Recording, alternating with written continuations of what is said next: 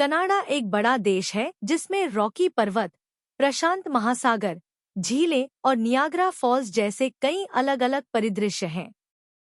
यह दुनिया का दूसरा सबसे बड़ा देश है और इसकी तटरेखा सबसे लंबी है। कनाडा की अर्थव्यवस्था वास्तव में मजबूत है और कुछ समय से दुनिया में नंबर 1 स्थान पर है। संयुक्त राष्ट्र का कहना है कि यह रहने के लिए सबसे अच्छा देश है। शिक्षा, स्वास्थ्य देखभाल, कम अपराध और स्वच्छ वातावरण जैसी चीजों के आधार पर इसकी तुलना 174 अन्य देशों से की जाती है। नॉर्वे, स्वीडन और ऑस्ट्रेलिया के बाद कनाडा मानव विकास के मामले में दुनिया में चौथे स्थान पर है। कम मुद्रास्फीति और ढेर सारे विदेशी निवेश के साथ यह वैश्विक व्यापार में भी एक बड़ा खिलाड़ी है। कनाडा 1867 में 10 प्रांतों और 2 क्षेत्रों से मिलकर एक देश बना। अब इसमें 10 प्रांत और 3 क्षेत्र हैं, प्रत्येक की अपनी राजधानी है। यह खंड कनाडा की पृष्ठभूमि और विभिन्न क्षेत्रों में इसकी मुख्य आर्थिक गतिविधियों का त्वरित अवलोकन देता है। यह इस बारे में बात करता है कि समय के साथ कनाडा की अर्थव्यवस्था कैसे बदल गई है और इसने अपने क्षेत्रों के बीच व्यापार को उचित बनाए रखने के लिए कैसे काम किया है। जबकि कनाडा व्यापार के लिए खुला है, देश में कुछ लोग अपनी अर्थव्यवस्था पर अधिक ध्यान केंद्रित करना चाहते हैं। यह खंड कनाडा के सामाजिक विकास संकेतकों के बारे में भी बात करता है। 17.2 कनाडा का आर्थिक इतिहास। कनाडा एक बड़ी आर्थिक इकाई है, लेकिन आइए इसके आर्थिक अतीत को विभिन्न क्षेत्रों के आधार पर तोड़ें। आय, मध्य कनाडा। मूल रूप से अधिकांश मूल निवासी शिकार करते थे और भोजन इकट्ठा करते थे। केवल कुछ आयरोक्वाइन समूह ही खेती करते थे। व्यापारियों का कोई विशेष समूह नहीं था, लेकिन व्यापार आम था। 16वीं शताब्दी में जब फ्रांसीसी और ब्रिटिश व्यापारी आए, तो इसने मूल लोगों के जीवन के तरीके में कई बदलाव लाए। 1800 के दशक में तेजी से औद्योगिक विकास और शहर के निर्माण के कारण मध्य कनाडा का अधिकांश उद्योग, जैसे मिलिंग और लकड़ी का काम, छोटे गांवों में फैल गया था। 1911 तक ओंटारियो की लगभग आधी आबादी शहरों और कस्बों में रहती थी। 2. Atlantic Canada. फर व्यापार के अलावा समुद्र में मछली पकड़ना अटलांटिक क्षेत्र की अर्थव्यवस्था के लिए महत्वपूर्ण था। लेकिन 1920 और 1930 के दशक में लोहा, इस्पात, कोयला और मशीनरी जैसे उद्योगों को कठिनाइयों का सामना करना पड़ा, खासकर महामंदी के दौरान। रेल परिवहन के लिए सरकारी मदद के बावजूद भी नए उद्योगों को संघर्ष करना पड़ा। कुछ सकारात्मक संकेत ब्रिटेन में नए कागज संयंत्र और सेब और लकड़ी के लिए बेहतर बाजार थे। द्वितीय विश्व युद्ध ने नौसैनिक और हवाई अड्डों का समर्थन करने वाले समुदायों की समृद्धि को बढ़ावा दिया। 1945 के बाद हालात बेहतर हो गए। 3. पश्चिमी कनाडा। फर व्यापार ने पश्चिमी कनाडा की अर्थव्यवस्था को गति दी। 1890 के दशक के उत्तरार्ध में दुनिया में ऊंची कीमतें, कम परिवहन लागत, बेहतर खेती के तरीके और बेहतर गेहूं के प्रकार सामने आए। 1929 तक प्रेरी प्रांतों में बड़ी रेल प्रणाली, कस्बों, कोयला खनन और पशुपालन के साथ साथ गेहूं की खेती में भारी वृद्धि देखी गई। उत्तर पश्चिम की ओर बस्तियों का विस्तार हुआ, जिससे विभिन्न देशों के प्रवासी आकर्षित हुए। लेकिन अर्थव्यवस्था गेहूं की कीमत पर बहुत अधिक निर्भर थी, जिसमें काफी उतार चढ़ाव होता था। चिंतन और कार्रवाई 17.1। क्या देश की अर्थव्यवस्था में बाजारों की कोई भूमिका है? उदाहरण सहित कारण बताइए। शीर्षक: राष्ट्रीय अर्थव्यवस्थाओं में बाजारों की अभिन्न भूमिका, एक व्यापक परीक्षा। परिचय: अर्थशास्त्र के क्षेत्र में यह प्रश्न कि क्या राष्ट्रीय अर्थव्यवस्थाओं में बाजारों की कोई भूमिका है, मौलिक होते हुए भी बहुआयामी है। बाजार वस्तुओं और सेवाओं के आदान प्रदान के तंत्र के रूप में पूरे इतिहास में आर्थिक गतिविधियों के केंद्र में रहे हैं। प्राचीन वस्तु विनिमय प्रणालियों से लेकर आधुनिक वैश्विक आदान प्रदान तक सामाजिक आवश्यकताओं और तकनीकी प्रगति के अनुरूप बाजार विकसित हुए हैं। इस प्रतिबिंब का उद्देश्य किसी देश की अर्थव्यवस्था में बाजारों के महत्व को समझना है, उनकी अपरिहार्य भूमिका को दर्शाने के लिए उदाहरणों द्वारा समर्थित कारणों को स्पष्ट करना है। बाजार को समझना। राष्ट्रीय अर्थव्यवस्थाओं में बाजारों की भूमिका पर चर्चा करने से पहले यह समझना जरूरी है कि बाजारों का तात्पर्य क्या है। संक्षेप में, बाजार वे हैं जहां खरीदार और विक्रेता वस्तुओं, सेवाओं या संसाधनों का आदान प्रदान करने के लिए बातचीत करते हैं। इन आदान प्रदानों को मूल्य तंत्र द्वारा सुगम बनाया जाता है, जो आपूर्ति और मांग की गतिशीलता के आधार पर संसाधनों का आवंटन करता है। बाजार के पैमाने अलग अलग हो सकते हैं, स्थानीय किसानों के बाजार से लेकर विशाल वैश्विक वित्तीय बाजार तक। प्रत्येक बाजार सरकारी नियमों, सांस्कृतिक मानदंडों और तकनीकी प्रगति जैसे कारकों से प्रभावित एक अद्वितीय ढांचे के भीतर संचालित होता है। राष्ट्रीय अर्थव्यवस्थाओं में बाजारों की भूमिका। बाजार राष्ट्रीय अर्थव्यवस्थाओं की रीढ़ के रूप में कार्य करते हैं, कई महत्वपूर्ण भूमिकाएं निभाते हैं जो आर्थिक विकास, दक्षता और वृद्धि में योगदान करते हैं। इन भूमिकाओं को इस प्रकार स्पष्ट किया जा सकता है। संसाधनों का आवंटन। बाजारों का प्राथमिक कार्य दुर्लभ संसाधनों का कुशलतापूर्वक आवंटन करना है। मूल्य तंत्र के माध्यम से बाजार वस्तुओं और सेवाओं की सापेक्ष कमी का संकेत देते हैं, उत्पादकों और उपभोक्ताओं को उनकी निर्णय लेने की प्रक्रियाओं में मार्गदर्शन करते हैं। उदाहरण के लिए, एक मुक्त बाजार अर्थव्यवस्था में यदि किसी विशेष उत्पाद की मांग बढ़ती है तो इसकी कीमत बढ़ जाती है, जिससे उत्पादकों को इसके उत्पादन के लिए अधिक संसाधन आवंटित करने के लिए प्रोत्साहन मिलता है। इसके विपरीत, यदि मांग घटती है तो कीमतें गिरती हैं, जिससे उत्पादकों को अधिक मांग वाली वस्तुओं या सेवाओं के लिए संसाधनों को पुनः आवंटित करने के लिए प्रेरित किया जाता है। कीमत की खोज। बाजार मूल्य खोज की सुविधा प्रदान करते हैं, जिसमें आपूर्ति और मांग की ताकतें वस्तुओं और सेवाओं के लिए संतुलन कीमतें निर्धारित करती हैं। यह प्रक्रिया सुनिश्चित करती है कि कीमतें अंतर्निहित बाजार स्थितियों को दर्शाती हैं, जिसमें उत्पादन लागत, उपभोक्ता प्राथमिकताएं और बाहरी झटके जैसे कारक शामिल हैं। उदाहरण के लिए, वित्तीय बाजारों में किसी कंपनी के प्रदर्शन, उद्योग के रुझान और व्यापक आर्थिक संकेतकों के बारे में निवेशकों की धारणा के आधार पर स्टॉक की कीमतों में उतार-चढ़ाव होता है। कुशल मूल्य खोज पारदर्शिता को बढ़ावा देती है और बाजार सहभागियों द्वारा सूचित निर्णय लेने की सुविधा प्रदान करती है। नवाचार और प्रतिस्पर्धा को प्रोत्साहन। बाजार नवाचार और प्रतिस्पर्धा को प्रोत्साहित करते हैं, कंपनियों को प्रतिस्पर्धी बढ़त हासिल करने के लिए उत्पादों, प्रक्रियाओं और सेवाओं में सुधार करने के लिए प्रेरित करते हैं।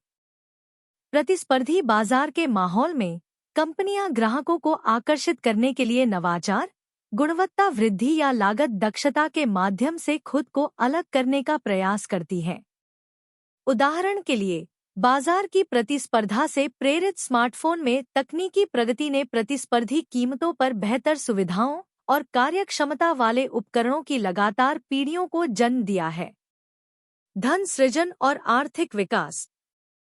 उद्यमिता, निवेश और पूंजी निर्माण को बढ़ावा देकर बाजार धन सृजन और आर्थिक विकास में महत्वपूर्ण भूमिका निभाते हैं। उद्यमशीलता उद्यम बाजार अर्थव्यवस्थाओं में पनपते हैं, जहां व्यक्तियों को लाभदायक अवसरों की पहचान करने और उनका फायदा उठाने का अवसर मिलता है। इसके अलावा, बाजार बचत को उत्पादक निवेश में बदलने के लिए एक मंच प्रदान करते हैं, जिससे आर्थिक विस्तार के लिए आवश्यक पूंजी के संचय की सुविधा मिलती है। उदाहरण के लिए, शेयर बाजार कंपनियों को निवेशकों को शेयर जारी करके पूंजी जुटाने में सक्षम बनाता है, जिससे विस्तार परियोजनाओं को वित्त पोषित किया जाता है और आर्थिक गतिविधि को बढ़ावा मिलता है। कुशल संसाधन आवंटन। बाजार संसाधनों को उनके सबसे अधिक उत्पादक उपयोगों तक पहुंचाकर संसाधन आवंटन में दक्षता को बढ़ावा देते हैं। प्रतिस्पर्धी ताकतों के माध्यम से बाजार यह सुनिश्चित करते हैं कि संसाधन उन क्षेत्रों या गतिविधियों को आवंटित किए जाएं, जहां वे सबसे अधिक रिटर्न उत्पन्न करते हैं। उदाहरण के लिए, कृषि बाजारों में भूमि, श्रम और पूंजी को उच्चतम लाभप्रदता वाली फसलों या पशुधन के लिए आवंटित किया जाता है, जिससे समग्र कृषि उत्पादन का अनुकूलन होता है। कुशल संसाधन आवंटन उत्पादकता बढ़ाता है, बर्बादी कम करता है और दीर्घकालिक आर्थिक स्थिरता को बढ़ावा देता है। अंतर्राष्ट्रीय व्यापार की सुविधा। बाजार खरीदारों और विक्रेताओं को सीमाओं के पार जोड़कर वैश्विक स्तर पर वस्तुओं, सेवाओं और पूंजी के आदान प्रदान को सक्षम करके अंतर्राष्ट्रीय व्यापार की सुविधा प्रदान करते हैं। अंतर्राष्ट्रीय बाजार देशों को वस्तुओं और सेवाओं के उत्पादन में विशेषज्ञता हासिल करने का अवसर प्रदान करते हैं, जिसमें उन्हें तुलनात्मक लाभ होता है, जिससे पारस्परिक रूप से लाभप्रद व्यापार संबंध बनते हैं। उदाहरण के लिए, वैश्विक ऑटोमोटिव बाजार उन्नत विनिर्माण क्षमताओं वाले देशों को उन देशों में वाहन निर्यात करने की अनुमति देता है जहां मांग घरेलू उत्पादन क्षमता से अधिक है। उपभोक्ता संप्रभुता। बाजार उपभोक्ताओं को क्रय निर्णयों के माध्यम से अपनी प्राथमिकताएं व्यक्त करने की अनुमति देकर उन्हें सशक्त बनाता है, जिससे वस्तुओं और सेवाओं के उत्पादन और वितरण को आकार मिलता है। एक बाजार अर्थव्यवस्था में निर्माता ऐसे उत्पादों की पेशकश करके उपभोक्ता की मांग का जवाब देते हैं जो गुणवत्ता, कीमत और सुविधाओं के मामले में उपभोक्ता की प्राथमिकताओं के अनुरूप होते हैं। उपभोक्ता संप्रभुता यह सुनिश्चित करती है कि संसाधनों का आवंटन सामाजिक आवश्यकताओं और प्राथमिकताओं के अनुसार किया जाए, जिससे समग्र कल्याण बढ़े। उदाहरण के लिए, जैविक खाद्य बाजारों का प्रसार स्वस्थ और पर्यावरण की दृष्टि से टिकाऊ खाद्य विकल्पों के लिए बढ़ती उपभोक्ता मांग को दर्शाता है। बाजार की गतिशीलता के उदाहरण। राष्ट्रीय अर्थव्यवस्थाओं में बाजारों की भूमिका को स्पष्ट करने के लिए आइए विभिन्न क्षेत्रों और क्षेत्रों के उदाहरणों की जांच करें। कृषि बाजार। कृषि बाजारों में आपूर्ति और मांग की ताकतें फसलों, पशुधन और कृषि आदानों की कीमतें निर्धारित करती है। उदाहरण के लिए, सूखे की अवधि के दौरान कृषि वस्तुओं की कम आपूर्ति से कीमतें ऊंची हो जाती हैं, जिससे किसानों को जलकुशल सिंचाई तकनीक अपनाने या सूखा प्रतिरोधी फसलों पर स्विच करने के लिए प्रेरित किया जाता है। इसके विपरीत, बम्पर पैदावार के दौरान बढ़ी हुई आपूर्ति कीमतों को कम कर देती है, जिससे किसानों को मूल्य अस्थिरता को कम करने के लिए भंडारण विकल्प तलाशने या मूल्य वर्धित उत्पादों में विविधता लाने के लिए मजबूर होना पड़ता है। श्रम बाजार। श्रम बाजार मजदूरी, रोजगार स्तर और श्रम बाजार की गतिशीलता निर्धारित करने में महत्वपूर्ण भूमिका निभाते हैं। उदाहरण के लिए, सिलिकॉन वैली जैसे प्रौद्योगिकी केंद्रों में कुशल सॉफ्टवेयर इंजीनियरों की उच्च मांग से वेतन बढ़ता है, जिससे देश भर से प्रतिभाएं आकर्षित होती हैं। इसके विपरीत, विनिर्माण जैसे उद्योगों में गिरावट वाले क्षेत्रों में संरचनात्मक बेरोजगारी हो सकती है, क्योंकि श्रमिक नए क्षेत्रों में संक्रमण के लिए संघर्ष करते हैं। सरकारी नीतियां, जैसे शिक्षा और प्रशिक्षण कार्यक्रम, कौशल अंतराल को पाटने और श्रम बाजार परिवर्तन को सुविधाजनक बनाने में मदद कर सकते हैं। आर्थिक बाजार। स्टॉक एक्सचेंज, बांड बाजार और कमोडिटी बाजार सहित वित्तीय बाजार पूंजी आवंटित करने और जोखिम प्रबंधन में महत्वपूर्ण भूमिका निभाते हैं। उदाहरण के लिए, 2008 के वित्तीय संकट के बाद केंद्रीय बैंकों ने वित्तीय बाजारों में तरलता लाने और उधार गतिविधि को प्रोत्साहित करने के लिए मात्रात्मक सहजता के उपाय लागू किए। इसी तरह, आर्थिक अनिश्चितता की अवधि के दौरान निवेशक इक्विटी बाजारों में अस्थिरता से बचाव के लिए सोने या सरकारी बांड जैसी सुरक्षित संपत्ति की तलाश कर सकते हैं।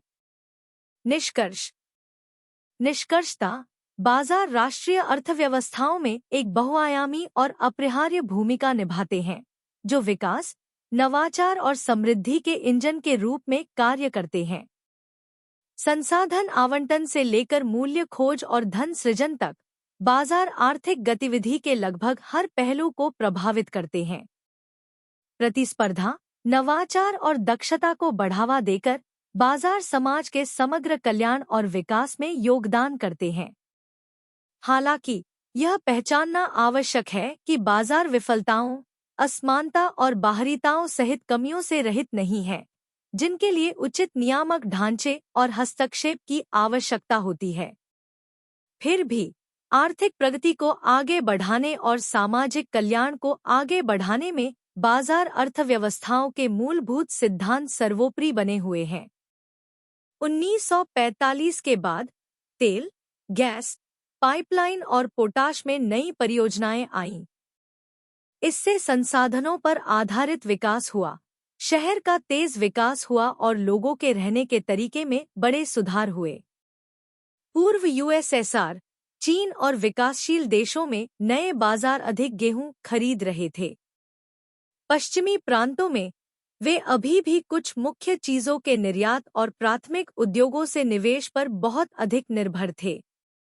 उनका ध्यान विकास पर केंद्रित था, जैसे वे 1896 से 1914 तक थे। 1980 तक अधिकांश कनाडाई कार्यालय में नौकरियां कर रहे थे और शहरों में रह रहे थे। आय में कम बड़े अंतर थे और लोग कितनी अच्छी तरह रहते थे। लेकिन अलग अलग क्षेत्रों की अलग अलग अर्थव्यवस्थाएं थीं, चीजें बनाने से लेकर देश की जरूरत से ज्यादा चीजें बनाने तक। इतनी प्रगति के बाद भी अटलांटिक प्रांत में जीवन स्तर अभी भी कम था। कनाडा की अर्थव्यवस्था का अवलोकन। कनाडा हमेशा व्यापार, निवेश और आप्रवासन के लिए खुला रहा है, जिसने इसकी आर्थिक सफलता में योगदान दिया है, लेकिन यह बदलावों के प्रति संवेदनशील भी है। 1850 तक कनाडा मुख्य रूप से फ्रांसीसी और फिर ब्रिटिश अर्थव्यवस्थाओं से जुड़ा हुआ था।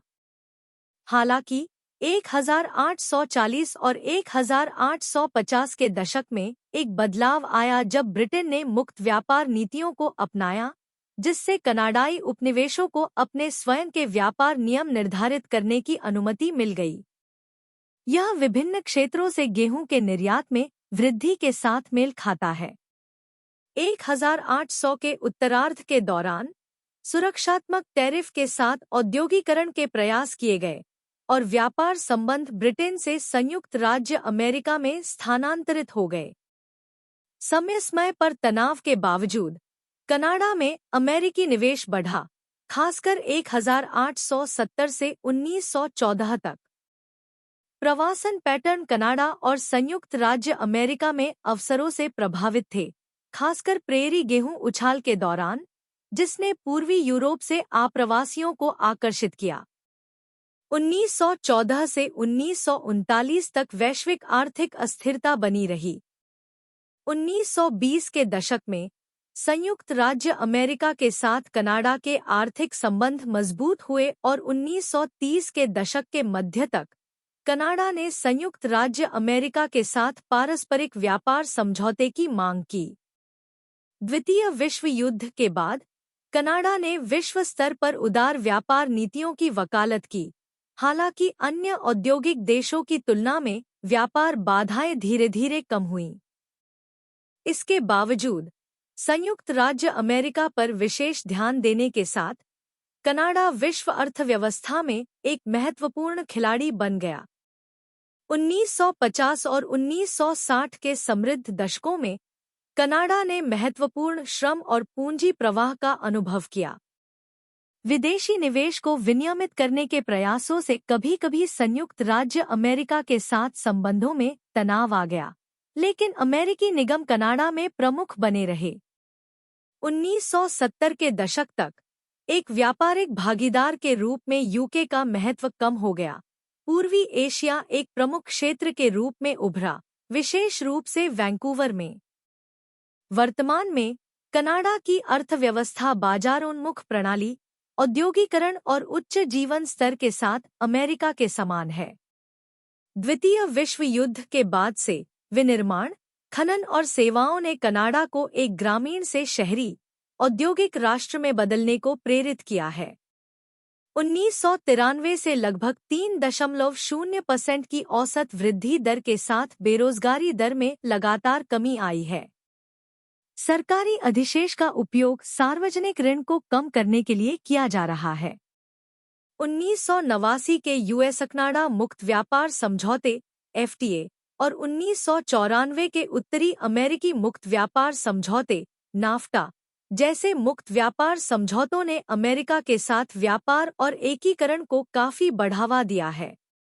कनाडा के प्रचुर प्राकृतिक संसाधन, कुशल कार्यबल और आधुनिक बुनियादी ढांचा इसके आर्थिक भविष्य के लिए शुभ संकेत हैं। हालांकि अंग्रेजी और फ्रेंच भाषी क्षेत्रों के बीच चल रहे संवैधानिक तनाव ने विदेशी निवेशकों के बीच चिंता बढ़ा दी है। सितंबर 1998 में कनाडाई डॉलर अमेरिकी डॉलर के मुकाबले 65 सेंट से भी कम के रिकॉर्ड निचले स्तर पर पहुंच गया, लेकिन तब से यह लगातार बढ़ रहा है और हाल ही में अमेरिकी डॉलर के मुकाबले लगभग 80 सेंट तक पहुंच गया है। कैनेडियन डॉलर के मूल्य में यह वृद्धि मुख्य रूप से इसलिए है क्योंकि अमेरिका इराक युद्ध में शामिल हो गया था, अमेरिकी सरकार को भारी घाटा हुआ था और आउटसोर्सिंग और उच्च आप्रवासन जैसी रोजगार संबंधी समस्याएं थीं। हालांकि अक्टूबर 2004 के आसपास कैनेडियन डॉलर अपने उच्चतम बिंदु पर पहुंच गया, फिर भी यह ऐतिहासिक रूप से उतना ऊंचा नहीं है।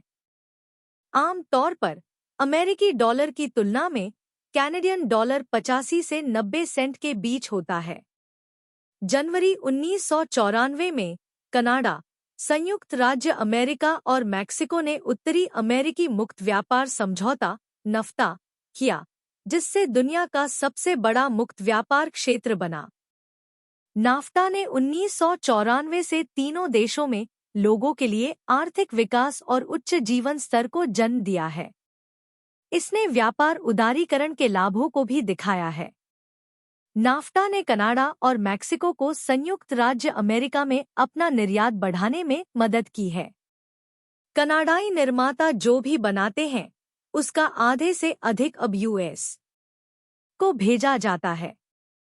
नाफ्टा शुरू होने के बाद से यूएस आयात बाजार में मेक्सिको की हिस्सेदारी लगभग दोगुनी हो गई है। नाफ्टा के कारण तीनों देशों के निर्माता बेहतर प्रदर्शन कर सकते हैं।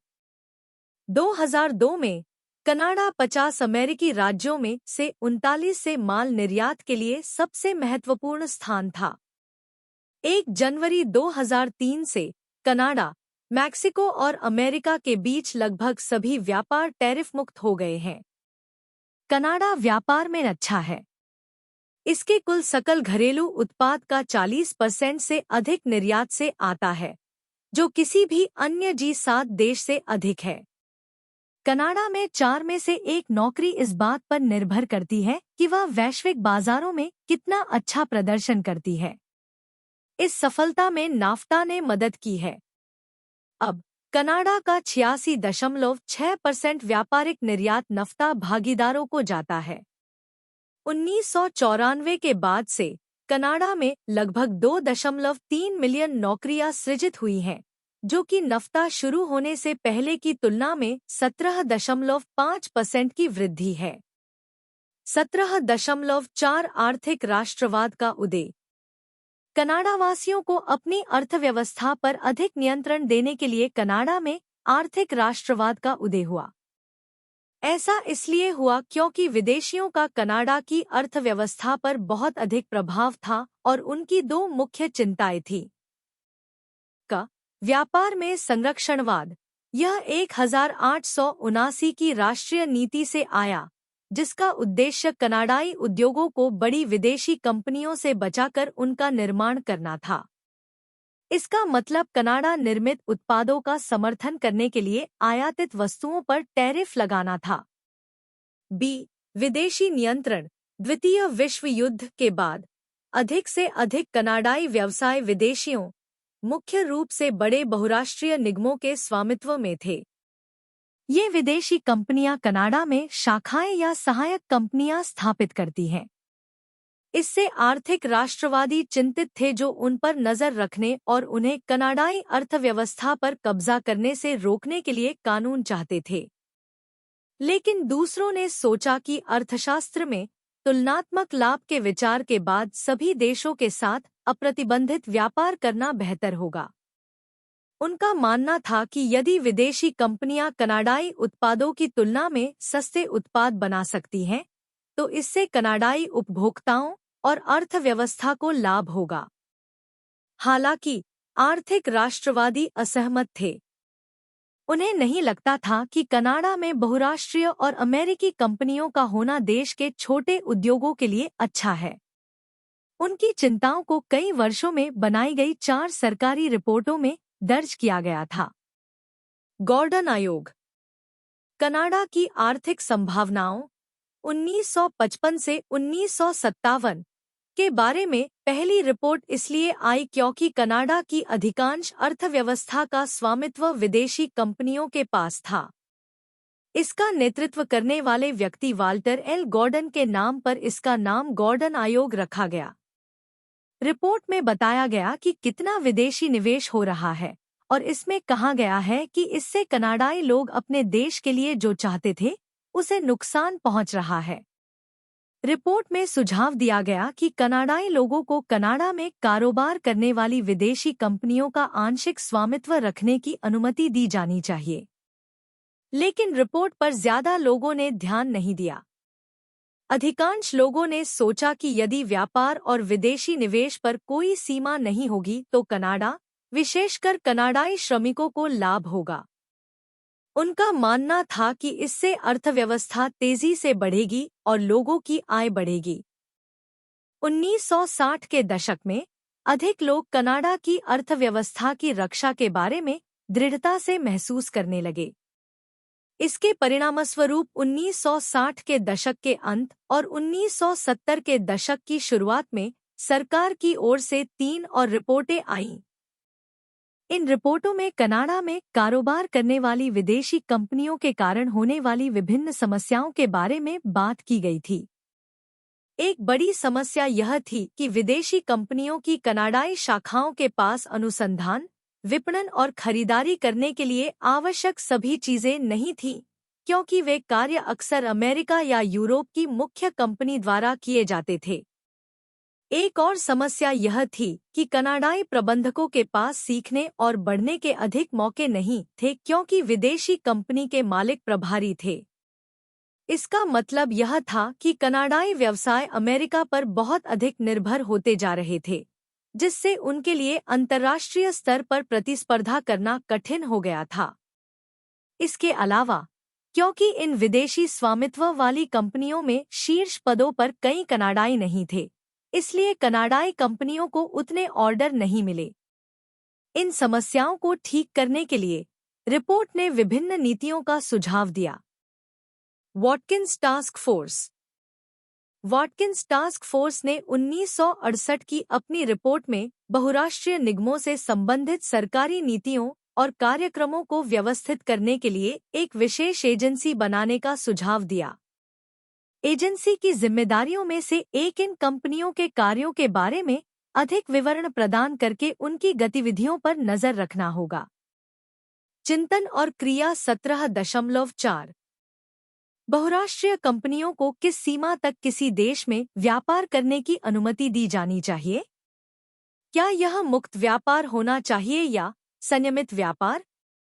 चर्चा करना। शीर्षक: संतुलन अधिनियम, वैश्विक व्यापार में बहुराष्ट्रीय कंपनियों की भूमिका। परिचय: बहुराष्ट्रीय निगम (एमएनसी) वैश्विक अर्थव्यवस्था में महत्वपूर्ण भूमिका निभाते हैं, जो अक्सर विकास, नवाचार और रोजगार के इंजन के रूप में कार्य करते हैं। हालांकि अंतर्राष्ट्रीय व्यापार में उनकी उपस्थिति इस बात पर भी सवाल उठाती है कि उन्हें किसी भी देश में किस हद तक स्वतंत्र रूप से काम करने की अनुमति दी जानी चाहिए। यह निबंध वैश्विक व्यापार में बहुराष्ट्रीय कंपनियों की भूमिका के आसपास की जटिलताओं पर प्रकाश डालेगा। मुक्त व्यापार और संयमित व्यापार दृष्टिकोण दोनों के लिए तर्कों की खोज करेगा। मुक्त व्यापार, लाभ और चुनौतियां। मुक्त व्यापार के समर्थकों का तर्क है कि बहुराष्ट्रीय कंपनियों को वैश्विक बाजारों तक अप्रतिबंधित पहुंच की अनुमति आर्थिक दक्षता को बढ़ावा देती है, प्रतिस्पर्धा को बढ़ावा देती है और सीमाओं के पार वस्तुओं, सेवाओं और पूंजी के प्रवाह को सुविधाजनक बनाती है।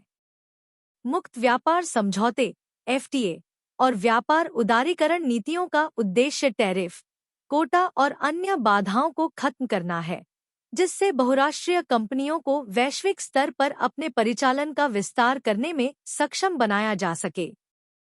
मुक्त व्यापार के प्राथमिक लाभों में से एक आर्थिक विकास की संभावना है। बहुराष्ट्रीय कंपनियां अक्सर मेजबान देशों में पूंजी, प्रौद्योगिकी और प्रबंधकीय विशेषज्ञता लाती हैं, निवेश को प्रोत्साहित करती हैं और नौकरी के अवसर पैदा करती हैं। इसके अलावा मुक्त व्यापार के परिणामस्वरूप बढ़ी हुई प्रतिस्पर्धा नवाचार, उत्पादकता में सुधार और उपभोक्ता कल्याण संवर्धन को बढ़ावा दे सकती है। इसके अलावा समर्थकों का कहना है कि मुक्त व्यापार राष्ट्रों के बीच परस्पर निर्भरता को बढ़ावा देता है, सहयोग और पारस्परिक आर्थिक हितों को प्रोत्साहित करके शांति और स्थिरता को बढ़ावा देता है। वैश्विक मूल्य श्रृंखलाओं में एकीकृत होकर देश उन उद्योगों में विशेषज्ञता हासिल कर सकते हैं जहां उन्हें तुलनात्मक लाभ होता है, जिससे दक्षता में लाभ होता है और जीवन स्तर ऊंचा होता है। हालांकि अप्रतिबंधित मुक्त व्यापार की खोज को आलोचना और चुनौतियों का सामना करना पड़ा है। आलोचकों का तर्क है कि लाभ के उद्देश्यों से प्रेरित बहुराष्ट्रीय कंपनियां देशों में श्रम और पर्यावरण मानकों में असमानताओं का फायदा उठा सकती हैं, जिससे सामाजिक और पर्यावरणीय गिरावट हो सकती है। इसके अलावा कुछ बड़े निगमों के हाथों में आर्थिक शक्ति का संकेंद्रण घरेलू उद्योगों को कमजोर कर सकता है, आय असमानता को बढ़ा सकता है और राष्ट्रीय संप्रभुता को नष्ट कर सकता है। इसके अतिरिक्त मुक्त व्यापार की आर्थिक कमजोरियों को बढ़ाने की क्षमता के बारे में चिंताएं व्यक्त की गई हैं, जैसा कि संकटों के दौरान वित्तीय वैश्वीकरण के प्रतिकूल प्रभावों से पता चलता है। 2008 के वैश्विक वित्तीय संकट ने अर्थव्यवस्थाओं के अंतर्संबंध और अनियमित वित्तीय प्रवाह से जुड़े प्रणालीगत जोखिमों को उजागर किया, जिससे अधिक नियामक निरीक्षण और समन्वय की मांग हुई। व्यापार पर लगाम लगाएं, सुरक्षा उपाय और संरक्षण। मुक्त व्यापार के हस्तक्षेप दृष्टिकोण के विपरीत, संयमित व्यापार के समर्थक राष्ट्रीय हितों की रक्षा और सतत विकास को बढ़ावा देने के लिए बहुराष्ट्रीय कंपनियों की गतिविधियों को विनियमित और सीमित करने के उपायों की वकालत करते हैं। नियंत्रित व्यापार नीतियों में घरेलू उद्योगों की सुरक्षा, निष्पक्ष प्रतिस्पर्धा सुनिश्चित करने और सामाजिक और पर्यावरणीय चिंताओं को दूर करने के लिए टैरिफ, कोटा या अन्य व्यापार बाधाएं लगाना शामिल हो सकता है। संयमित व्यापार के लिए मुख्य तर्कों में से एक कमजोर क्षेत्रों और श्रमिकों को निरंकुश वैश्वीकरण के प्रतिकूल प्रभावों से बचाने की आवश्यकता है। बहुराष्ट्रीय कंपनियों पर प्रतिबंध लगाकर सरकारें कृषि, विनिर्माण और सेवाओं जैसे रणनीतिक उद्योगों में नौकरी छूटने, वेतन दमन और औद्योगिक गिरावट के जोखिम को कम कर सकती हैं। इसके अलावा संयमित व्यापार नीतियां बाजार की विफलताओं और बहुराष्ट्रीय कंपनियों की गतिविधियों से जुड़ी बाहरीताओं जैसे प्रदूषण, श्रम शोषण और कर चोरी को संबोधित करने में मदद कर सकती हैं। नियम और मानक लागू करके सरकारें बहुराष्ट्रीय कंपनियों को उनके सामाजिक और पर्यावरणीय प्रभाव, कॉरपोरेट जिम्मेदारी और टिकाऊ व्यावसायिक प्रथाओं को बढ़ावा देने के लिए जवाबदेह बना सकती हैं। इसके अलावा संयमित व्यापार उपायों का उपयोग राष्ट्रीय सुरक्षा और संप्रभुता चिंताओं की रक्षा के लिए किया जा सकता है, विशेष रूप से रक्षा, दूरसंचार और ऊर्जा जैसे रणनीतिक क्षेत्रों में। विदेशी स्वामित्व और नियंत्रण को सीमित करके सरकारें अनुचित प्रभाव को रोक सकती हैं और महत्वपूर्ण बुनियादी ढांचे को संभावित खतरों से बचा सकती हैं। हालांकि संयमित व्यापार के आलोचकों का तर्क है कि संरक्षणवादी नीतियों से अक्षमताएं, किराया मांगने का व्यवहार और उपभोक्ता की पसंद कम हो सकती है। टैरिफ और कोटा बाजार संकेतों को विकृत कर सकते हैं, संसाधनों को अकुशल रूप से आवंटित कर सकते हैं और लंबे समय में घरेलू उद्योगों की प्रतिस्पर्धात्मकता में बाधा डाल सकते हैं। इसके अलावा व्यापार बाधाएं व्यापारिक साझेदारों की ओर से जवाबी कार्रवाई के लिए उकसा सकती हैं, जिससे व्यापार संघर्ष और तनाव बढ़ सकता है। संतुलन अधिनियम एक सतत दृष्टिकोण की ओर। इस बात पर बहस की क्या बहुराष्ट्रीय कंपनियों को स्वतंत्र रूप से व्यापार करने की अनुमति दी जानी चाहिए या उन पर अंकुश लगाया जाना चाहिए, जटिल और बहुआयामी है, जिसके लिए एक सूक्ष्म दृष्टिकोण की आवश्यकता है जो प्रतिस्पर्धी हितों और उद्देश्यों को संतुलित करे। जबकि मुक्त व्यापार आर्थिक दक्षता, विकास और वैश्विक एकीकरण के संदर्भ में कई लाभ प्रदान करता है, यह सामाजिक, पर्यावरणीय और वितरणात्मक न्याय के संदर्भ में चुनौतियां भी पेश करता है। इसके विपरीत संयमित व्यापार उपाय वैश्वीकरण के प्रतिकूल प्रभावों के खिलाफ सुरक्षा उपाय प्रदान कर सकते हैं और राष्ट्रीय हितों की रक्षा कर सकते हैं, लेकिन वे आर्थिक विकास, नवाचार और अंतर्राष्ट्रीय सहयोग में भी बाधा डाल सकते हैं। संभावित जोखिमों और बाह्यताओं को कम करते हुए वैश्विक व्यापार में बहुराष्ट्रीय कंपनियों की भागीदारी के लाभों का दोहन करने के लिए खुलेपन और विनियमन के बीच सही संतुलन खोजना आवश्यक है। वैश्विक व्यापार के लिए एक स्थायी दृष्टिकोण के लिए नीतियों और रणनीतियों के संयोजन की आवश्यकता होती है जो समावेशी विकास, सामाजिक समानता और पर्यावरणीय स्थिरता को बढ़ावा देते हैं। इसमें शामिल हो सकते हैं पारदर्शिता, जवाबदेही और श्रम, पर्यावरण और मानवाधिकार मानकों का अनुपालन सुनिश्चित करने के लिए नियामक ढांचे और अंतर्राष्ट्रीय संस्थानों को मजबूत करना। स्वैच्छिक पहल, कॉरपोरेट सामाजिक जिम्मेदारी (CSR) प्रथाओं और हितधारक जुड़ाव तंत्र के माध्यम से जिम्मेदार व्यावसायिक आचरण को बढ़ावा देना।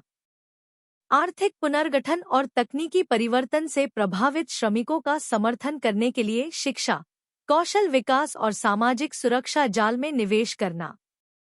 वैश्विक आर्थिक बदलावों के सामने प्रतिस्पर्धात्मकता और लचीलापन बढ़ाने के लिए नवाचार, उद्यमशीलता और विविधीकरण को बढ़ावा देना। जलवायु परिवर्तन, महामारी और आर्थिक अस्थिरता जैसी आम चुनौतियों से निपटने के लिए अंतर्राष्ट्रीय सहयोग और संवाद बढ़ाना। निष्कर्षतः यह सवाल कि क्या बहुराष्ट्रीय कंपनियों को स्वतंत्र रूप से व्यापार करने की अनुमति दी जानी चाहिए या उन पर अंकुश लगाया जाना चाहिए, एक विवादास्पद मुद्दा है जिसका वैश्विक आर्थिक प्रशासन, विकास और स्थिरता पर दूरगामी प्रभाव पड़ेगा। जबकि मुक्त व्यापार विकास, दक्षता और एकीकरण के अवसर प्रदान करता है, यह सामाजिक, पर्यावरणीय और वितरणात्मक न्याय के संदर्भ में जोखिम भी पैदा करता है। इसके विपरीत संयमित व्यापार उपाय इन जोखिमों के खिलाफ सुरक्षा उपाय प्रदान कर सकते हैं, लेकिन आर्थिक गतिशीलता, नवाचार और अंतर्राष्ट्रीय सहयोग में बाधा भी डाल सकते हैं। एक संतुलित दृष्टिकोण जो विनियमन के साथ खुलेपन को जोड़ता है, उनकी गतिविधियों से जुड़ी चुनौतियों और बाहरीताओं को संबोधित करते हुए वैश्विक व्यापार में बहुराष्ट्रीय कंपनियों की भागीदारी के लाभों का उपयोग करने के लिए आवश्यक है। वैश्विक व्यापार के लिए एक स्थायी दृष्टिकोण अपनाकर नीति निर्माता समावेशी और न्यायसंगत विकास को बढ़ावा दे सकते हैं, राष्ट्रीय हितों की रक्षा कर सकते हैं और वर्तमान और भविष्य की पीढ़ियों की भलाई को आगे बढ़ा सकते हैं। 1970 में प्रकाशित वॉन रिपोर्ट ने सुझाव दिया कि कनाडाई विदेशी फर्मों में 51% स्वामित्व का लक्ष्य रखते हैं और अमेरिकी अलौकिक क्षेत्राधिकार का मुकाबला करने के लिए कानून बनाते हैं। ये कानून कनाडा स्थित निगमों के लिए अमेरिका के साथ उनके राजनयिक संबंधों की परवाह किए बिना किसी भी देश से वैध निर्यात आदेशों को अस्वीकार करना अवैध बना देंगे। इसने यह भी प्रस्तावित किया कि विदेशी स्वामित्व वाली फर्मों द्वारा कनाडाई व्यवसायों के भविष्य के अधिग्रहण के लिए नियंत्रण ब्यूरो से सहमति की आवश्यकता होगी, जैसा कि वॉकिन्स रिपोर्ट में उल्लिखित है। इसके अतिरिक्त इसने अर्थव्यवस्था के कुछ प्रमुख क्षेत्रों की पहचान करने का सुझाव दिया जहां आगे किसी अधिग्रहण की अनुमति नहीं दी जाएगी। ग्रे रिपोर्ट, जिसे कनाडा में प्रत्यक्ष विदेशी निवेश के रूप में भी जाना जाता है, 1972 में प्रकाशित हुई थी। इसमें प्रत्यक्ष विदेशी निवेश को विनियमित करने के लिए एक स्क्रीनिंग एजेंसी स्थापित करने की सिफारिश की गई थी, जिसमें यह निर्दिष्ट किया गया था कि कौन से क्षेत्र ऐसे निवेश के लिए खुले या बंद होंगे। इन रिपोर्टों ने 1970 के दशक के दौरान कनाडा में राष्ट्रवादी भावनाओं को बढ़ावा दिया। 1974 में वॉटकिंस, वॉन और ग्रे रिपोर्ट की सिफारिशों के आधार पर विदेशी निवेश समीक्षा एजेंसी FIRA की स्थापना की गई थी। FIRA ने कनाडाई लोगों के लिए अधिकतम लाभ सुनिश्चित करने के लिए मौजूदा व्यवसायों के विदेशी अधिग्रहण या कनाडा में नए विदेशी स्वामित्व वाले व्यवसायों की स्थापना के सभी प्रस्तावों की समीक्षा की। FIRA की संरचना ने ग्रे रिपोर्ट की सिफारिशों का बारीकी से पालन किया, जिसमें हर्ब ग्रे इसके पहले अध्यक्ष बने। आर्थिक राष्ट्रवाद के प्रभाव के कारण 1980 में उदार सरकार द्वारा राष्ट्रीय ऊर्जा कार्यक्रम NEP की स्थापना की गई। NEP का उद्देश्य कनाडा की ऊर्जा सुरक्षा की निगरानी करना और ऊर्जा उद्योग में कनाडाई स्वामित्व को बढ़ाना है। संक्षेप में, कनाडा में आर्थिक राष्ट्रवाद को अमेरिका पर उसकी निर्भरता से आकार मिला। इसमें न केवल आर्थिक विनियमन बल्कि राष्ट्रीय एकता और पहचान को बढ़ावा देने के लिए सामाजिक और सांस्कृतिक उपाय भी शामिल थे। 1982 में नियुक्त मैकडोनाल्ड आयोग कनाडा के इतिहास में सबसे बड़ा था। पूर्व वित्त मंत्री डोनाल्ड एस मैकडोनाल्ड के नेतृत्व में और कनाडाई समाज के विभिन्न वर्गों का प्रतिनिधित्व करने वाले 12 अन्य आयुक्तों सहित इसका उद्देश्य देश की भविष्य की आर्थिक संभावनाओं और इसके राजनीतिक संस्थानों की प्रभावशीलता की जांच करना था। सितंबर 1985 में जारी आयोग की 3 खंडों वाली रिपोर्ट में 3 प्रमुख विषयों को दर्शाते हुए कई सिफारिशें की गईं। सबसे पहले, इसने कनाडा के लिए एक अनुकूली अर्थव्यवस्था बनाए रखने की आवश्यकता पर जोर दिया जो अंतर्राष्ट्रीय आर्थिक परिवर्तनों और नई प्रौद्योगिकियों को समायोजित करने में सक्षम हो। इस विषय ने बाजार तंत्र पर अधिक निर्भरता और अमेरिका के साथ मुक्त व्यापार समझौते को आगे बढ़ाने की वकालत की। दूसरा, कल्याणकारी राज्य के समग्र दायरे का समर्थन करते हुए रिपोर्ट ने आर्थिक दक्षता और सामाजिक समानता को बढ़ाने के लिए आय सुरक्षा कार्यक्रमों में सुधार की सिफारिश की। तीसरा, आयोग ने संसदीय सरकार के पारंपरिक मॉडल की पुष्टि की लेकिन कनाडा के विविध क्षेत्रों और आकांक्षाओं का बेहतर प्रतिनिधित्व करने के लिए एक निर्वाचित सीनेट को अपनाने का सुझाव दिया।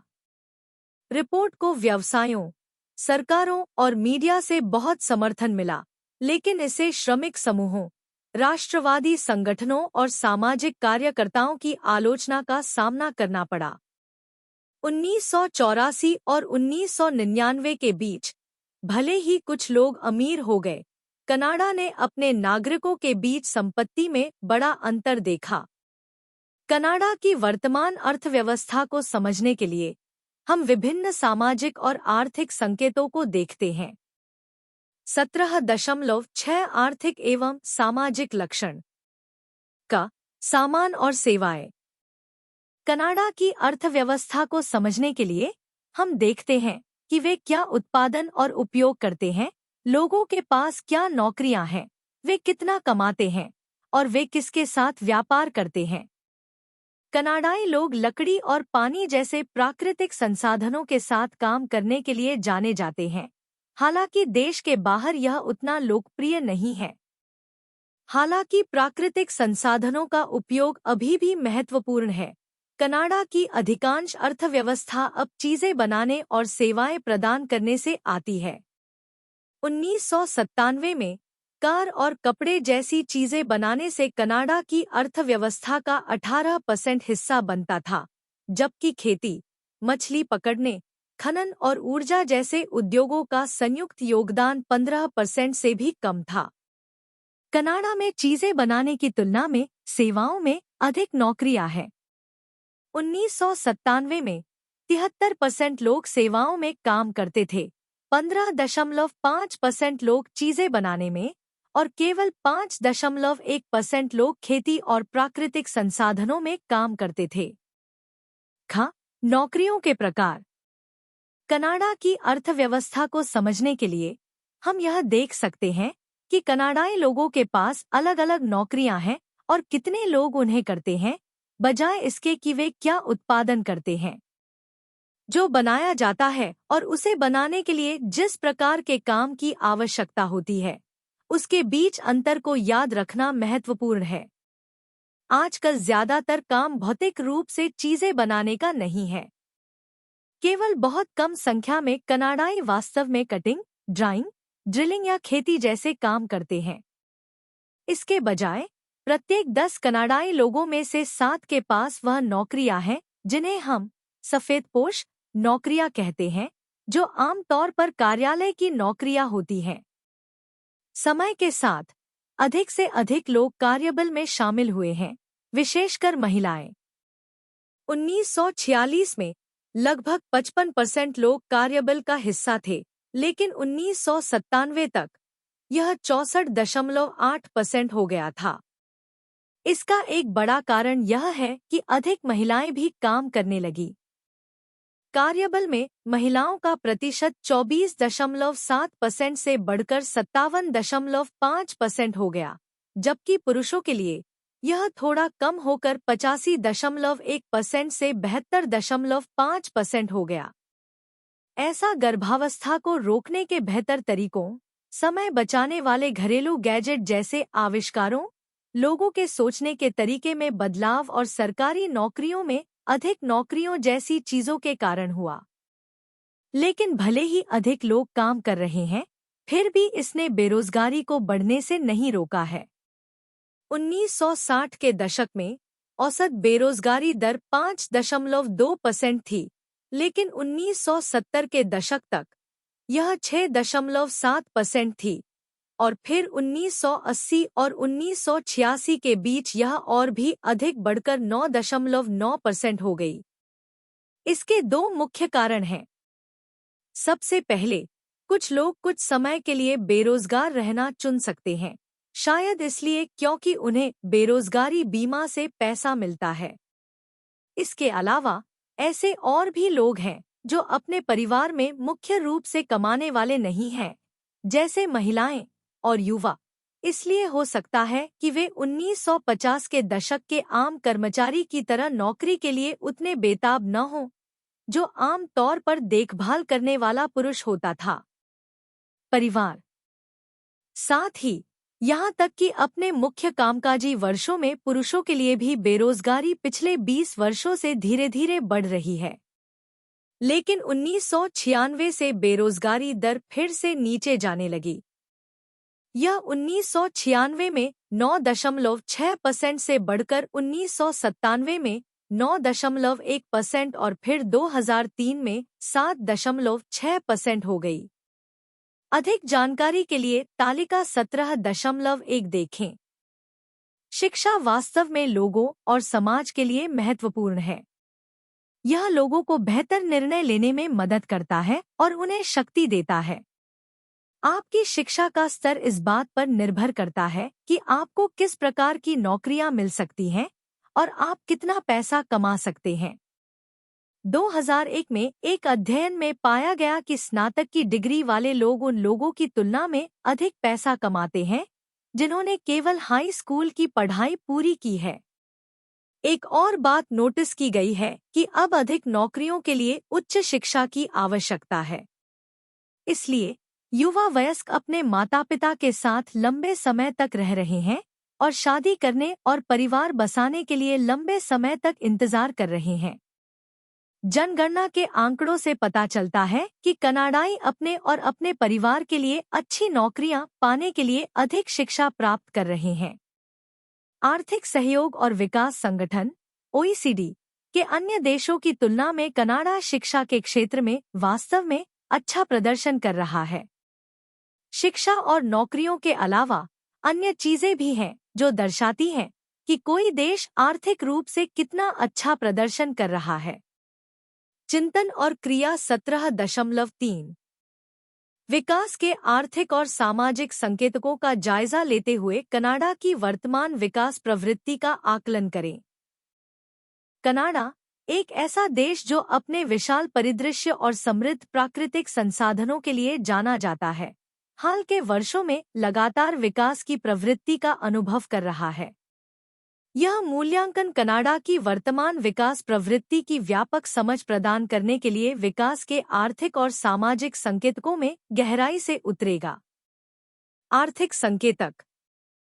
सकल घरेलू उत्पाद GDP कनाडा की GDP, जो देश के भीतर उत्पादित वस्तुओं और सेवाओं के कुल मूल्य का एक माप है, लगातार बढ़ रही है। 2024 तक कनाडा की GDP लगभग $2.1 ट्रिलियन है, जो इसे दुनिया की 9वीं सबसे बड़ी अर्थव्यवस्था बनाती है। यह वृद्धि सेवा, विनिर्माण और प्राकृतिक संसाधनों जैसे क्षेत्रों द्वारा संचालित है। बेरोजगारी दर। कनाडा की बेरोजगारी दर अपेक्षाकृत कम रही है, वर्तमान में लगभग 5.5% है। यह एक मजबूत नौकरी बाजार और मजबूत अर्थव्यवस्था का संकेत देता है। सेवा क्षेत्र विशेष रूप से रोजगार सृजन में महत्वपूर्ण योगदान करता रहा है। मुद्रास्फीति दर। उपभोक्ता मूल्य सूचकांक CPI द्वारा मापी गई कनाडा की मुद्रास्फीति दर अपेक्षाकृत स्थिर रही है, जो बैंक ऑफ कनाडा के 2% के लक्ष्य के आसपास है। यह स्थिरता एक स्वस्थ अर्थव्यवस्था का सकारात्मक संकेत है। व्यापार। कनाडा एक व्यापारिक देश है, जिसके सकल घरेलू उत्पाद का एक महत्वपूर्ण हिस्सा निर्यात से आता है। देश के प्रमुख निर्यात में तेल, खनिज और वानिकी उत्पाद शामिल हैं। कनाडा का सबसे बड़ा व्यापारिक भागीदार संयुक्त राज्य अमेरिका है, जिसके साथ उसका दीर्घकालिक व्यापार संबंध है। संयुक्त राज्य अमेरिका मेक्सिको कनाडा समझौते USMCA के हालिया अनुसमर्थन ने इस रिश्ते को और मजबूत किया है। राजकोषीय नीति। कनाडा की संघीय सरकार आर्थिक विकास को प्रोत्साहित करने के उद्देश्य से हाल के वर्षों में बजट घाटे से जूझ रही है। सरकार बुनियादी ढांचे, शिक्षा और नवाचार में निवेश कर रही है, जिससे दीर्घकालिक लाभ मिलने की उम्मीद है। मौद्रिक नीति। देश का केंद्रीय बैंक, बैंक ऑफ कनाडा, आर्थिक विकास को समर्थन देने के लिए कम ब्याज दर का माहौल बनाए हुए है। इससे उधार लेना सस्ता हो गया है, व्यवसायों को निवेश और उपभोक्ताओं को खर्च करने के लिए प्रोत्साहन मिला है। सामाजिक संकेतक। शिक्षा। कनाडा शिक्षा को बहुत महत्व देता है और दुनिया में इसकी साक्षरता दर सबसे अधिक है। देश की शिक्षा प्रणाली को अत्यधिक सम्मान दिया जाता है, जिसमें माध्यमिक शिक्षा के बाद की शिक्षा पर विशेष ध्यान दिया जाता है। इसके परिणामस्वरूप अत्यधिक कुशल कार्यबल तैयार हुआ है, जो आर्थिक विकास का प्रमुख चालक है। स्वास्थ्य। कनाडा की स्वास्थ्य देखभाल प्रणाली, जिसे मेडिकेयर के नाम से जाना जाता है, सभी नागरिकों और स्थायी निवासियों को सार्वभौमिक कवरेज प्रदान करती है। इस प्रणाली को करों के माध्यम से वित्त पोषित किया जाता है और प्रांतों और क्षेत्रों द्वारा प्रशासित किया जाता है। कुछ चुनौतियों के बावजूद, जैसे कि लंबे समय तक इंतजार करना, कनाडा की स्वास्थ्य सेवा प्रणाली को आम तौर पर दुनिया में सर्वश्रेष्ठ में से एक माना जाता है। आय असमानता। अन्य विकसित देशों की तुलना में कनाडा में आय असमानता का स्तर अपेक्षाकृत कम है। हालांकि अभी भी असमानताएं हैं, विशेषकर शहरी और ग्रामीण क्षेत्रों के बीच और विभिन्न जातीय समूहों के बीच। सरकार इन असमानताओं को दूर करने के लिए नीतियां लागू कर रही है, जैसे न्यूनतम वेतन बढ़ाना और किफायती आवास में निवेश करना। पर्यावरण। कनाडा अपने विशाल प्राकृतिक संसाधनों और प्राचीन जंगल के लिए जाना जाता है। हालांकि देश को जलवायु परिवर्तन और प्रदूषण जैसी पर्यावरणीय चुनौतियों का भी सामना करना पड़ रहा है। सरकार इन चुनौतियों से निपटने के लिए नीतियां लागू कर रही है, जैसे नवीकरणीय ऊर्जा में निवेश और कार्बन मूल्य निर्धारण लागू करना। निष्कर्षतः, एक मजबूत अर्थव्यवस्था और उच्च जीवन स्तर के साथ कनाडा की विकास प्रवृत्ति सकारात्मक है। देश की आर्थिक वृद्धि विभिन्न क्षेत्रों द्वारा संचालित होती है और इसके सामाजिक संकेतक आम तौर पर मजबूत होते हैं। हालांकि अभी भी ऐसी चुनौतियां हैं जिनका समाधान करने की आवश्यकता है, जैसे आय असमानता और पर्यावरणीय स्थिरता। सरकार की नीतियां और पहल कनाडा के भविष्य के विकास को आकार देने में महत्वपूर्ण भूमिका निभाएंगी। शिक्षा के क्षेत्र में पिछले 50 वर्षों में कनाडाई लोगों ने भारी प्रगति की है। अब अधिक लोगों के पास विश्वविद्यालय की डिग्री है, जो 1951 में 2% से बढ़कर 2001 में 20% हो गई है। इस बीच 9वीं कक्षा से कम शिक्षा वाले कनाडाई लोगों की संख्या 55% से गिरकर 11% हो गई है। उच्च शिक्षा की ओर यह बदलाव 1990 के दशक में विशेष रूप से ध्यान देने योग्य था। 1991 और 2001 के बीच विश्वविद्यालय की डिग्री वाले 25 वर्ष से अधिक उम्र के लोगों का प्रतिशत 15% से बढ़कर 20% हो गया। 3 मुख्य कारकों ने इस प्रवृत्ति में योगदान दिया। एक, वैश्विक अर्थव्यवस्था जहां कुशल श्रमिकों को अत्यधिक महत्व दिया जाता है। 1990 के दशक में कुशल आप्रवासियों की आमद और 1990 के दशक की शुरुआत में मंदी के दौरान अनिश्चित नौकरी बाजार। कनाडा में जीवन स्तर। कनाडाई लोगों का जीवन स्तर आमतौर पर अच्छा है, हालांकि यह अमेरिका से थोड़ा कम है और उत्तरी यूरोपीय देशों के समान है। 2003 की अंतिम तिमाही में अर्थव्यवस्था में 0.9% की वृद्धि हुई, जिसका मुख्य कारण निर्यात था। कनाडाई लोगों ने यात्रा पर अधिक खर्च किया और विनिर्माण में तेजी आने से औद्योगिक वस्तुओं की मांग में 3.9% की वृद्धि हुई। उपभोक्ता व्यय ने 2003 में विकास को गति दी। व्यक्तिगत व्यय में 3.3% की वृद्धि हुई, जो पिछले दशक की औसत वृद्धि के बराबर है। फर्नीचर और फ्लोर कवरिंग की बिक्री 8.1% पर मजबूत रही, जो आवास क्षेत्र में उछाल से प्रभावित है लेकिन पिछले वर्ष की तुलना में धीमी है। श्रम आय में 3.4% की वृद्धि हुई, जो 1996 के बाद सबसे धीमी है।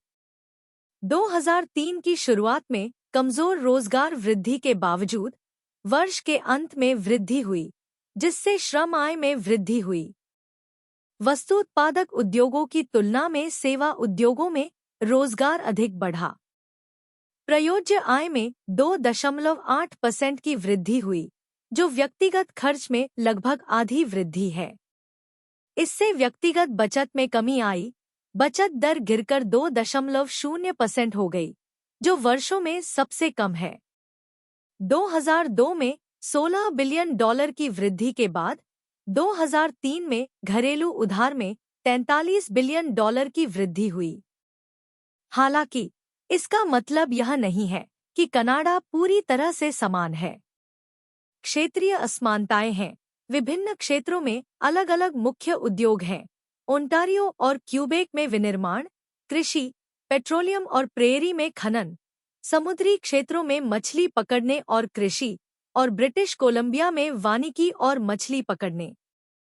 चिंतन और क्रिया 17.4। क्या विकास और समानता के बीच कोई संबंध है?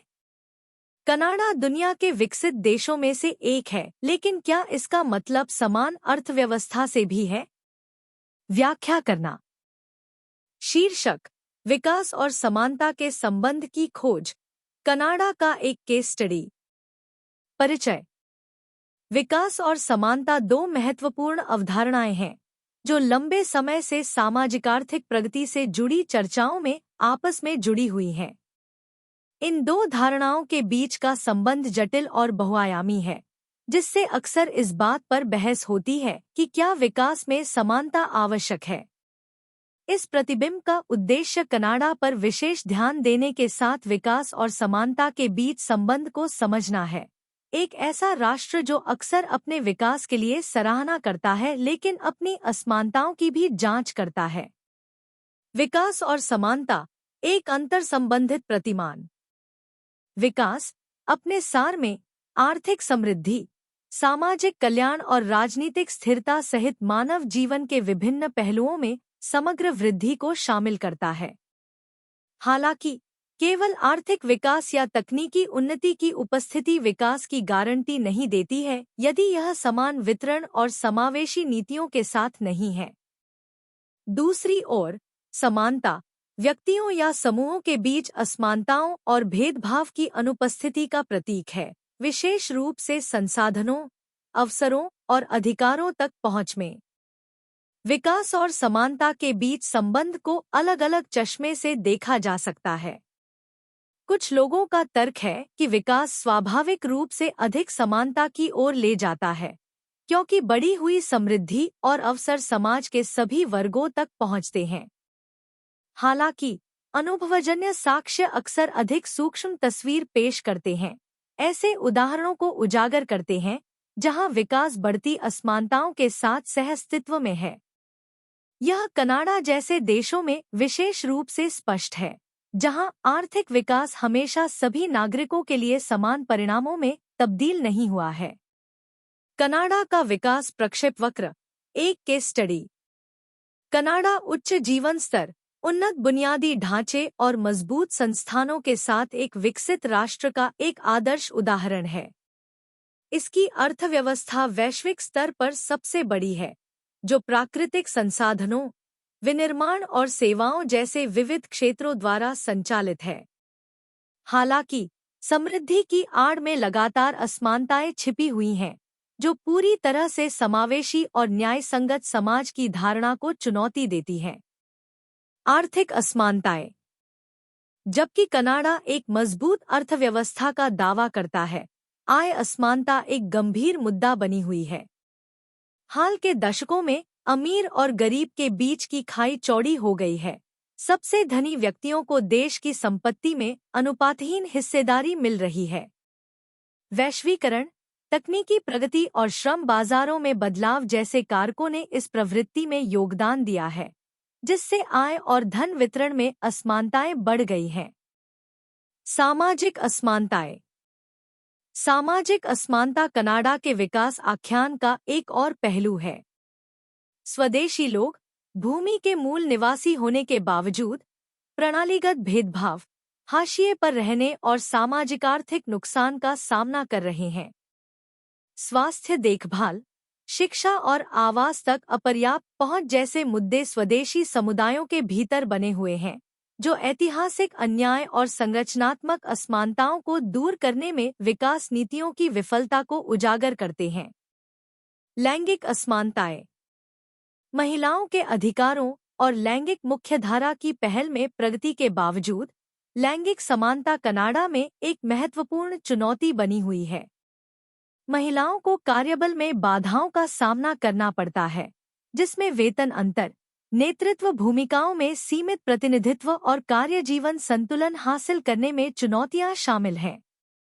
जाति, जातीयता और वर्ग जैसे अंतर्विभागीय कारक हाशिए पर मौजूद महिलाओं द्वारा सामना की जाने वाली असमानताओं को और अधिक बढ़ाते हैं, जो विकास के लिए अधिक समावेशी और अंतर्विभागीय दृष्टिकोण की आवश्यकता पर बल देते हैं। नीतिगत निहितार्थ और कार्रवाई योग्य कदम। विकास और समानता के बीच जटिल अंतर्संबंध को संबोधित करने के लिए नीतिगत सुधारों, संस्थागत परिवर्तनों और सामाजिक परिवर्तनों को शामिल करते हुए एक बहुआयामी दृष्टिकोण की आवश्यकता है। कनाडा के संदर्भ में अधिक समावेशी और न्यायसंगत समाज को बढ़ावा देने के लिए कई कार्रवाई योग्य कदम उठाए जा सकते हैं। प्रगतिशील कराधान और पुनर्वितरण। प्रगतिशील कराधान उपायों और पुनर्वितरण नीतियों को लागू करने से यह सुनिश्चित करके आय असमानता को कम करने में मदद मिल सकती है कि अमीर लोग सामाजिक कल्याण कार्यक्रमों और सार्वजनिक सेवाओं में अपना उचित योगदान दें। इसमें उच्च आय वालों पर उच्च सीमांत कर दरें, धन कर और कम आय वाले परिवारों के लिए लक्षित सामाजिक सहायता कार्यक्रम जैसे उपाय शामिल हो सकते हैं। सामाजिक सुरक्षा जाल को मजबूत बनाना। सामाजिक आर्थिक असमानताओं को कम करने और सामाजिक समावेशन को बढ़ावा देने के लिए स्वास्थ्य देखभाल, शिक्षा, आवास और बच्चों की देखभाल सहित सामाजिक सुरक्षा जाल तक पहुंच का विस्तार करना आवश्यक है। सार्वभौमिक स्वास्थ्य देखभाल कवरेज, किफायती आवास पहल और गुणवत्तापूर्ण शिक्षा कार्यक्रमों में निवेश करने से हाशिए पर रहने वाले समुदायों के उत्थान में मदद मिल सकती है और उन्हें आगे बढ़ने के लिए आवश्यक संसाधन उपलब्ध कराए जा सकते हैं। विविधता और समावेशन को बढ़ावा देना। कार्यबल, शिक्षा और शासन सहित समाज के सभी क्षेत्रों में विविधता और समावेशन को बढ़ावा देना प्रणालीगत असमानताओं से निपटने के लिए महत्वपूर्ण है। इसमें सकारात्मक कार्रवाई नीतियों को लागू करना, सांस्कृतिक संवेदनशीलता और जागरूकता को बढ़ावा देना और समावेशी स्थान बनाना शामिल हो सकता है जहां विविध पृष्ठभूमि के व्यक्ति मूल्यवान और सशक्त महसूस करते हैं। स्वदेशी समुदायों को सशक्त बनाना। कनाडा में सुलह और सामाजिक न्याय प्राप्त करने के लिए स्वदेशी लोगों के खिलाफ किए गए ऐतिहासिक अन्याय को स्वीकार करना और संबोधित करना सर्वोपरि है। इसमें स्वदेशी समुदायों के साथ सार्थक जुड़ाव, उनके अंतर्निहित अधिकारों और आत्मनिर्णय का सम्मान करना और उन नीतियों को लागू करना शामिल है जो भूमि बेदखली, आर्थिक हाशिए पर और सांस्कृतिक उन्मूलन सहित स्वदेशी असमानता के मूल कारणों को संबोधित करते हैं। निष्कर्ष। निष्कर्षतः विकास और समानता के बीच संबंध जटिल और बहुआयामी है। दोनों अवधारणाएं एक दूसरे को असंख्य तरीकों से प्रभावित और आकार देती हैं। जबकि कनाडा ने आर्थिक विकास और सामाजिक प्रगति के मामले में महत्वपूर्ण प्रगति की है, लगातार असमानताएं, समावेशिता और समानता की उसकी खोज को चुनौती दे रही हैं। इन असमानताओं को दूर करने के लिए नीति निर्माताओं, संस्थानों और समग्र रूप से समाज के ठोस प्रयासों की आवश्यकता है ताकि यह सुनिश्चित किया जा सके कि विकास के लाभ सभी नागरिकों के बीच समान रूप से साझा किए जाएं। सामाजिक न्याय, समावेशन और एकजुटता के सिद्धांतों को अपनाकर कनाडा एक अधिक न्यायपूर्ण और समतावादी समाज की दिशा में प्रयास कर सकता है जो सभी व्यक्तियों की अंतर्निहित गरिमा और अधिकारों को बरकरार रखता है।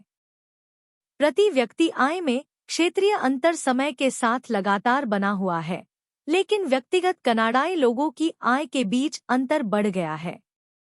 जबकि कुछ लोग 1984 और 1999 के बीच अमीर हो गए, अन्य नहीं, जिससे धन वितरण और अधिक असमान हो गया। धन असमानता पर एक अध्ययन में पाया गया कि यह प्रवृत्ति जारी है। युवा परिवारों और हाल के अप्रवासियों जैसे समूहों को महत्वपूर्ण गिरावट का सामना करना पड़ रहा है। कई युवा परिवारों के पास अब बहुत कम या कोई बचत नहीं है, जिससे वे आर्थिक मंदी के दौरान असुरक्षित हो जाते हैं। धन के पुनर्वितरण के उद्देश्य से बनाई गई नीतियों में अधिक समानता को बढ़ावा देने के लिए समायोजन की आवश्यकता है। यह प्रवृत्ति केवल कनाडा तक ही सीमित नहीं है, बल्कि अन्य विकसित देशों में भी देखी जाती है। कनाडा दूरसंचार, सॉफ्टवेयर और लकड़ी उत्पादों में अपने नवाचारों के लिए विश्व स्तर पर खड़ा है। कनाडा भारत के साथ अपने व्यापारिक संबंधों को महत्व देता है, जो पिछले एक दशक में काफी बढ़ा है।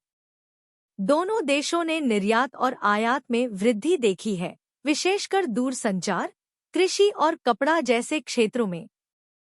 कनाडा विश्व स्तर पर मानव विकास में चौथे स्थान पर है और औद्योगिक देशों के G7 समूह में सबसे मजबूत अर्थव्यवस्थाओं में से एक है। हाल की आर्थिक वृद्धि ऊर्जा की बढ़ती कीमतों जैसे वैश्विक कारकों से प्रेरित है, जिससे कैनेडियन डॉलर मजबूत हुआ है। देश न केवल आर्थिक विकास बल्कि सामाजिक और पर्यावरणीय विकास को भी महत्व देता है, जिसका लक्ष्य ज्ञान आधारित अर्थव्यवस्था बनना है और शिक्षा और कौशल विकास पर जोर देना है।